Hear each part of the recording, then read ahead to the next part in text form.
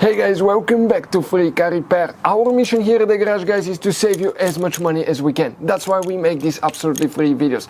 Let's go ahead and start on it now. So, right here guys, for the wastegate control solenoid, we'll demonstrate on 2016 F-150. You have two fuse boxes. We will need to open the fuse box that's located right under the hood in the engine bay. Once you open that fuse the hood, guys, under the engine, right behind the car battery, you have a fuse box right here. If you remove that cover, you're going to see a fuse box and a layout that will look just like this one. This one will be towards the front of your F-150. This is towards the windshield side, okay, right here. Before we continue now, let's explain why it's important to test fuses and relays. That way you don't waste time and money.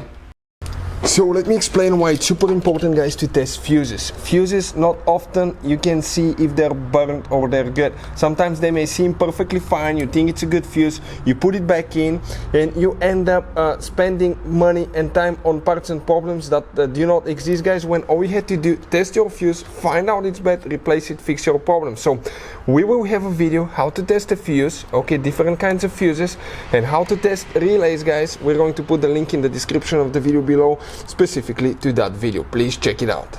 So check it out, guys, you have different kinds of fuses, okay, relays that could be really overpriced, hard to find in the middle of nowhere or small towns, and you may be stuck because of a blown fuse. We'll recommend, guys, to buy some. We'll put the link in the description of the video below where you can get them at a good price, quick shipping. Keep some spares in the glove box for a peace of mind. So the fuse for the wastegate control solenoid, okay, wastegate actuator, guys, will be, you can see right here in that fuse panel, and if you come in that right row from bottom to top, that third 10M fuse, guys, that 10M fuse is the one that you will need to check, guys. Hey guys, hopefully the video was helpful.